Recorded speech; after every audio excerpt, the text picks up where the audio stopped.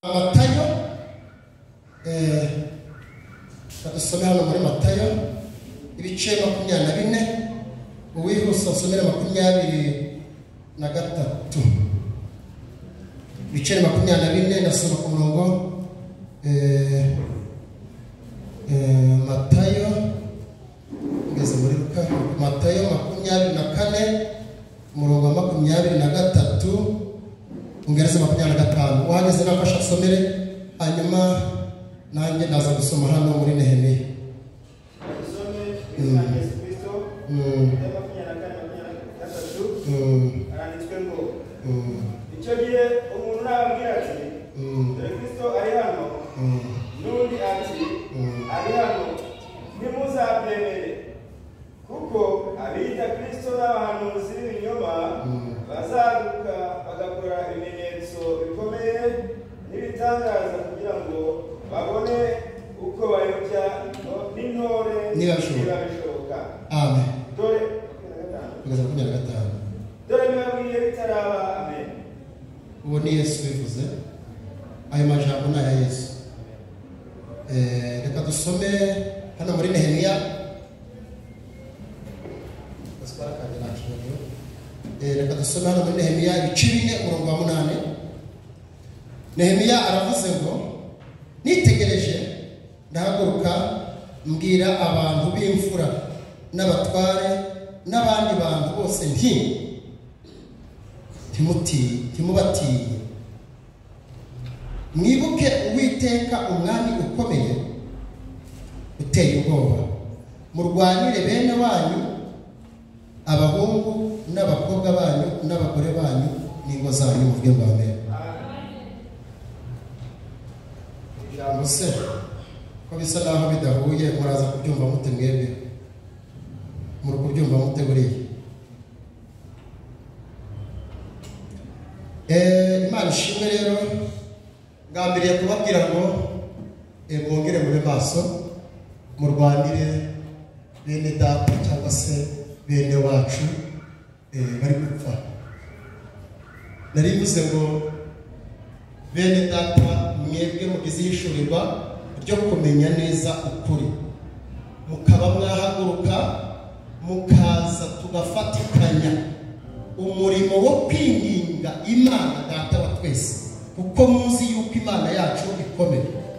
Twiningire bene wacu kuko ibyo Yesu yahanuye kera muri yahanuye kera Matayo 24 akabyandika uyu munsi tureba kandi tukubyumva utari kubyumva asenge Imana imuhishurire.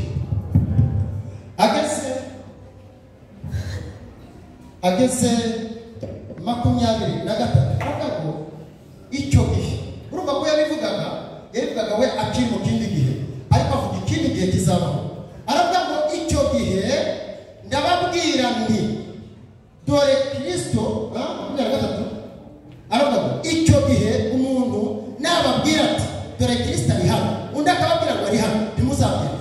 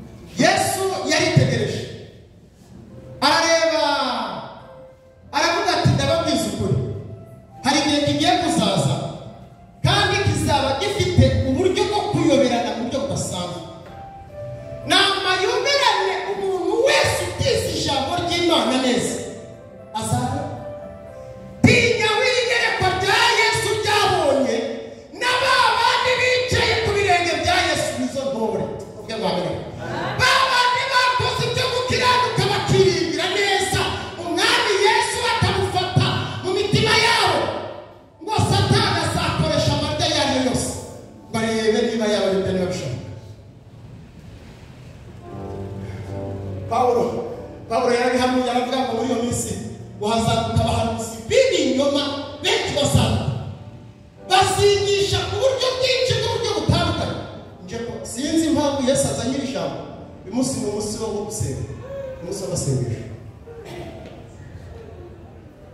ariko ntabwo muri bisaba kubivugaho ariko mu mbabare tuvuge tubyumva isashije cyane isumuka w'Imana kubabwira ngo twebwe twongere turwane Yesu arakora abantu kuko intwari z'Imana ziri kuyoba kandi intore nyangore babandi bahanuraga neza bari kuyoba bakayobera mu tundi tw'uducenga twa Satani bakisanga mu akagozi kabasirika gadasanzwe hanyuma bakisanga mu zindi mbaraga izo mbaraga zikabatwara zikabica kandi abenshi bari kubibona bakavuga ngo ni Yesu ari siko kuri reka babwire igiye gutuma soma iri jambo kazende Peter babwira mu nzandiko za Yohana hano muri nzandiko za Yohana mu rwandiko Yohana yanditse rwe rwa mbere hano ku cebiri niho yanditse aravuga ngo murongo 24 aravuga ngo mureke icyo mwumvise uhereye mbere na mbere kigume muri mwe kuko icyo mwumvise uhereye mbere na mbere nikiguma muri mwe namwe muzaguma muri uwo mwana no muri se kubwe rwa mbere. Sinshaka ko mutamenya impamvu z'ibyo mubona. Ntabwo uyu munsi ariho Yesu yibutse gukora.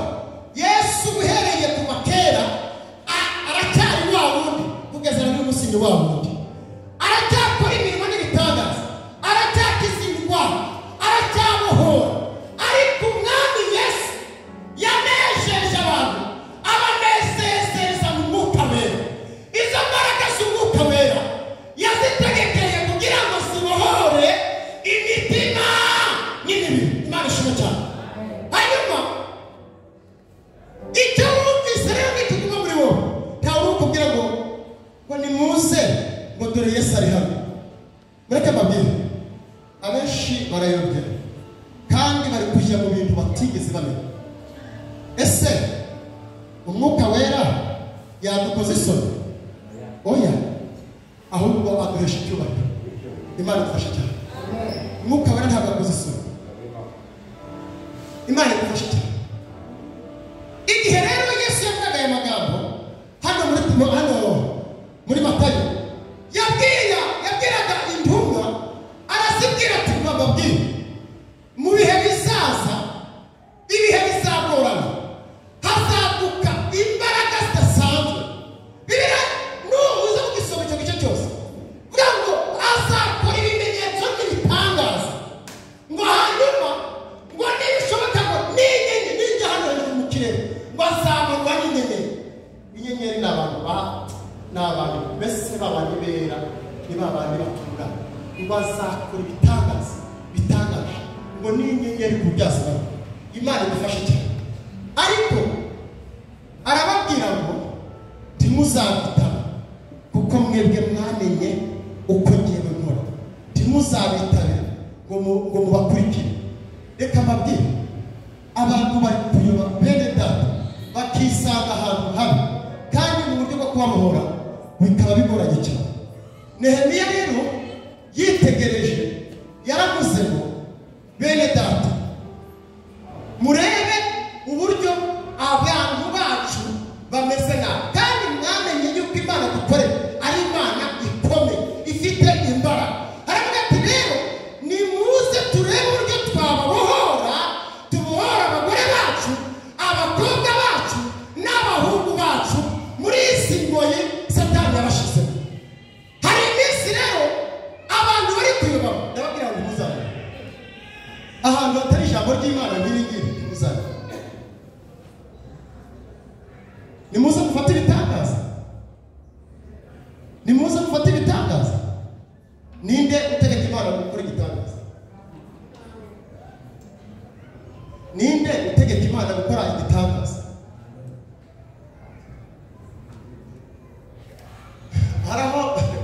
Arabajyamo n'abantu bavuga ngo ntabwo twagenda Imana itavuze.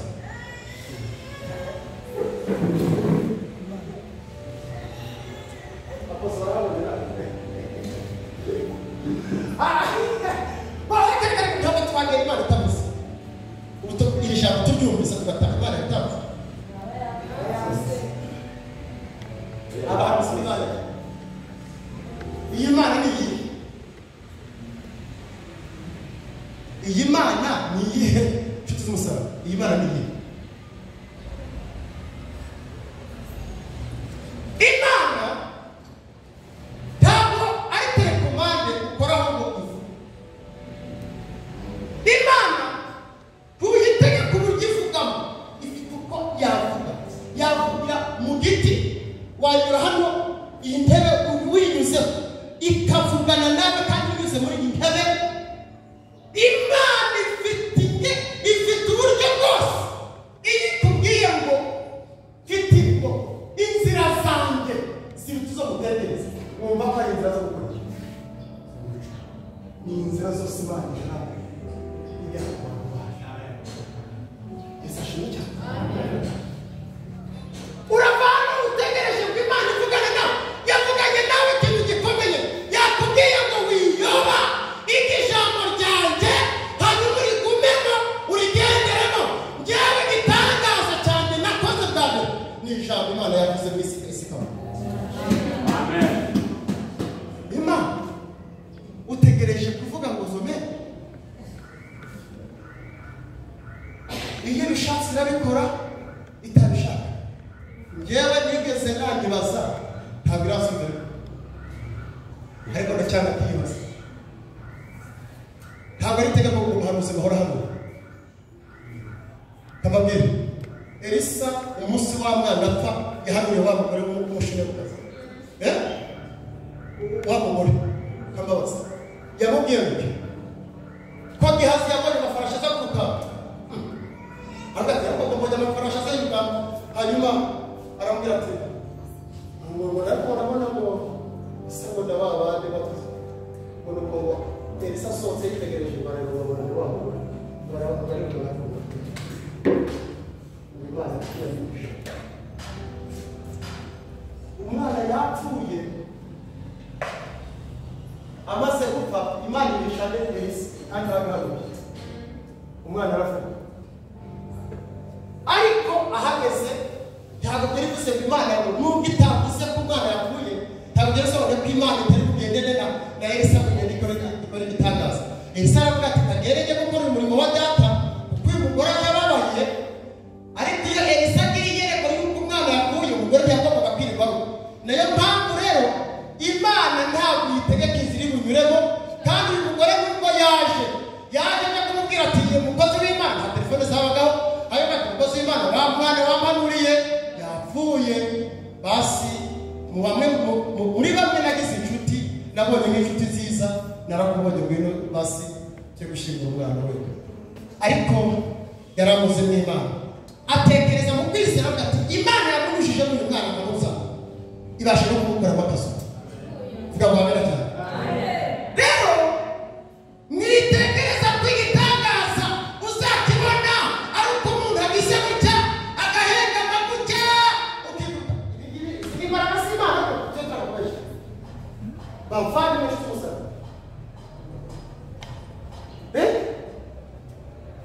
Oya ubu hago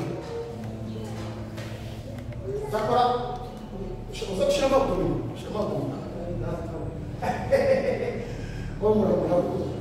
urabona uyu mufisi umucamu bahita ko hari sibyo ubwo zaba ari imbaraga z'Imana z'ubushatsi. Noneho unaraje ngo izina rya Yesu ugiye kutahara hasi ndaryo sana umuka wera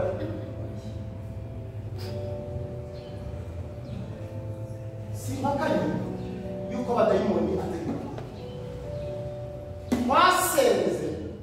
Ariko benda mwebwe sinzi njyewe nkijijwe vuba, ariko aho nkirijwe vuba hari uburyo nasanze umwuka w'Imana ko.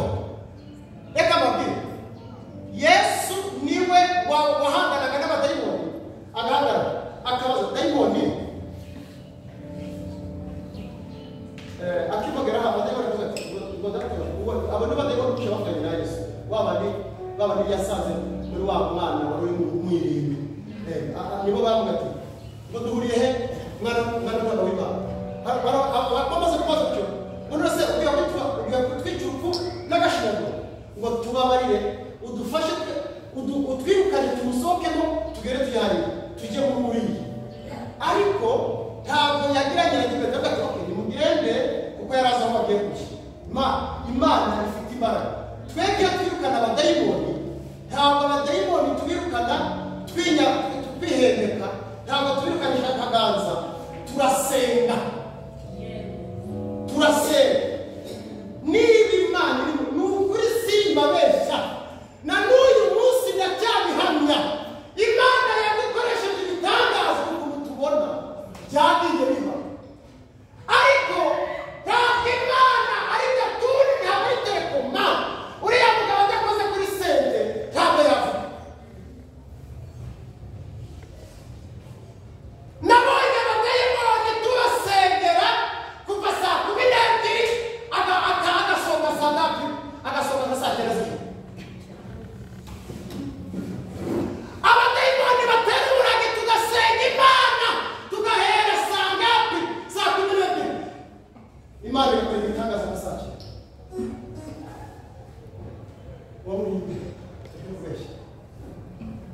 Yesu yagerageza abantu kugira ngo babone kurambirwa kwabo. Ubundi muri ibyo yaravuze ngo abajyana na Yesu gutabara abandi nibo bazabona imigisha. Rero ndabinginga, simvuga ko Umwuka Wera adakora ibitangaza, arabikora, akora direct, agakora na indirect, ariko Yesu arakora agakomeza agakora. Imana ishimwe cyane. Ariko ntabwo ajya yigera kosa isoni. Haza kosa isoni. Mube maso, mugumye musenge. Hari imbaraga muri Yesu zikiza. Niwitegereza urasanga hari aho yageze akabwira ikiragi, akagira ngo Efata. Saba dayimoni bari baramufashe muri mese.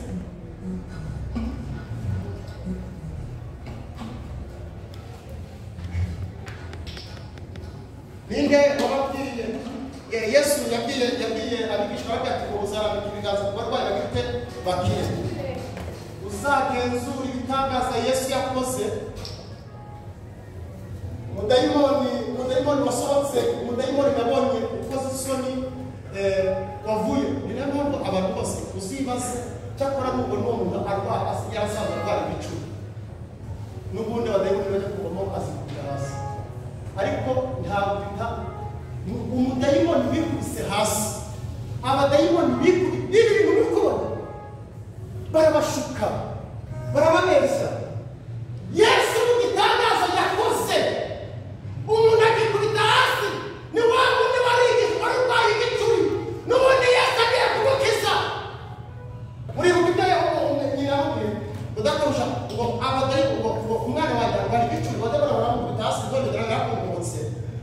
Nuko Yesu agitekereza kumukiza, abadayimoni baramukubita hasi. Bakimukubita hasi, ntabwo Yesu akiza ngo abantu bikubite hasi, ahubwo abikubise hasi ni Yesu agitera. Ni Yesu abakubise. Abadayimoni bongera kumushitura hasi, bamukubise hasi igicuri cyiwe. Yesu aravuga ati bavemo, bahita bamubona. Uwari urwaye igicuri agite arahamwe.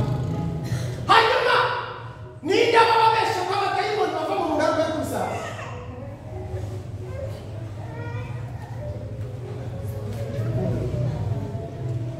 Niba umuntu arwaye abadayimoni b'igicuri basanzwe bamukubita hasi, nibajya no kumuvamo bazakora ako kantu.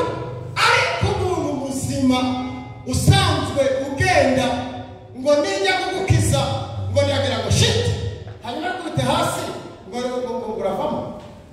No, ntimuyobe. Imana ntabwo inegurizwa izuru, ibyo umuntu yaba nibyo azasarura. Imana ifite imbaraga zo gukiza, kandi ni ukuri ibyo babwira ntabwo babeshya. Mwigisha umurikomeze. Yesu yabwiye izi ntumwa, arababwira ati umva babwire, arababwira ati 24 niho mwaje gusoma. Yarababwiye umva kuntu yababwiye ageze hano hepfo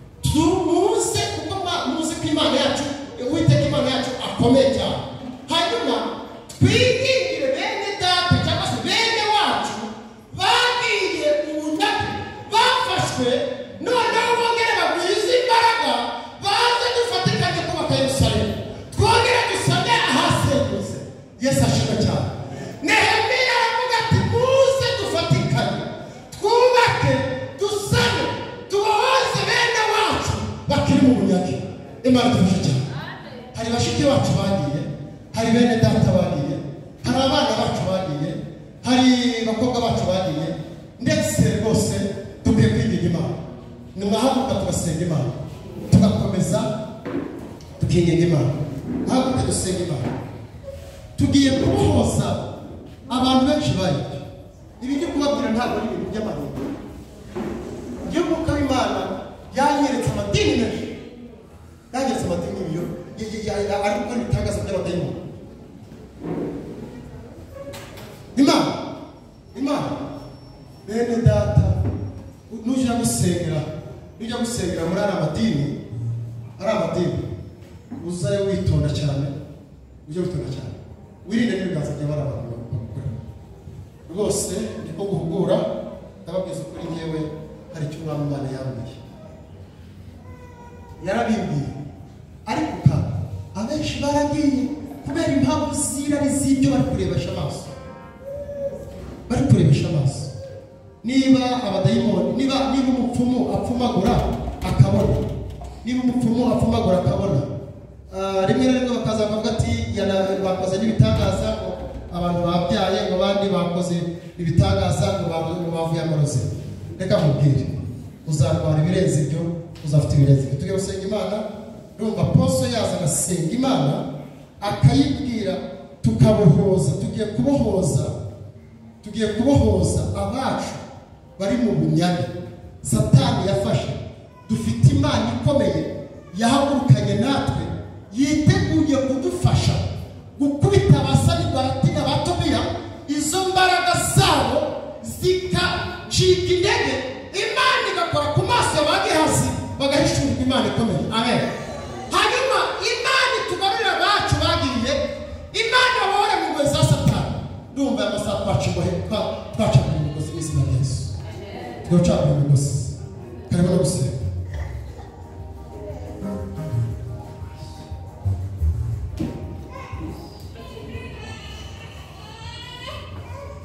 Data mu izina rya Yesu Kristo, turagushimiye kubw'ijambo ryatwumvise muri uyu mwanya. Turagushimiye kubw'umwigisha w'ijambo ryawe Dr. John Gafishi. Wakoze kwamuha revelation, wakoze kwamuha kwishimira bikomeye. Nibyo koko hari imbaraga zirimo zirakorera mu itorero, ariko atari imbaraga zivuye mu ijuru. Izo mbaraga bazahambira mu gihugu cy'u Rwanda mu izina rya Yesu Kristo. Imbaraga zikorera ibitangaza by'ibinyoma, imbaraga zikubita abantu hasi, imbaraga zigaramisha abantu hasi. Izo si imbaraga zivuye mu ijuru, izo si imbaraga nyakuri z'ijambo ryawe. Dukubise hasi umwuka, dukubise hasi umwuka mu mashimwe, dukubise hasi umwuka mu bahanuzi, dukubise hasi umwuka mu ntumwa, dukubise hasi umwuka mu bavugabutumwa, dukubise hasi umwuka mu izina rya Yesu Kristo. Turakumira mu itorero rya Kristo, turakumira mu itorero rya Kristo, turakumira mu izina rya Yesu Kristo w'i Nazareti, turakumira mu izina rya Yesu Kristo w'i Nazareti. Turakumira izo mbaraga mu itorero, muri gurupu turakumira izo mbaraga mu izina rya Yesu.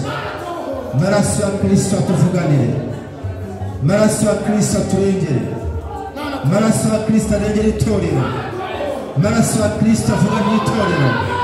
Turashyiraho uburinzi, turashyiraho uburinzi, turashyiraho uburinzi mu Rwanda, turashyiraho uburinzi muri Asia, turashyiraho uburinzi muri Afurika, turashyiraho uburinzi muri Amerika, turashyiraho uburinzi muri Aziya, turashyiraho uburinzi muri European countries, turashyiraho uburinzi muri Australia country, turashyiraho uburinzi mu itorero rya Mwana.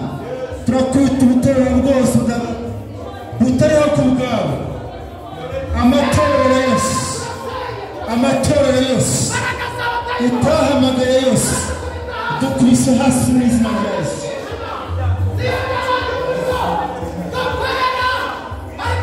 ubutorero bwose buri hano mu Rwanda, ubutorero buri muri Afurika butahamagawe nawe bwose, ndabuhambire mu izina ry'Umwami Yesu.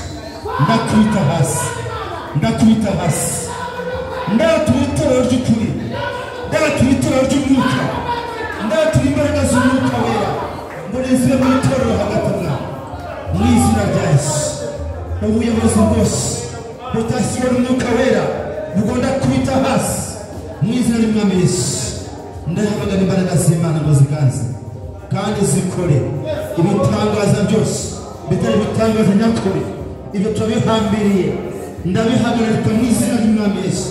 Mpagaze mu budahangarwa, mpagaze mu mbaraga z'Imana, mpagaze mu bushobozi, mpagaze mu butware, mpagaze mu bubasha. Ibitava ku Mana byose, umwuka wose utava ku Mana wose, uwo ndawufunze, uwo ndawuhambiriye mu izina ry'Umwami Yesu. Uwo ndawuhagaritse mu izina ry'Umwami Yesu. Uwo ndawufunze mu izina ry'Umwami Yesu. Uwo ndawukumiriye mu izina ry'Umwami Yesu. Imbaraga z'isumba byose niziganze kandi zimurikire isi yose mu izina rya Yesu. Amen.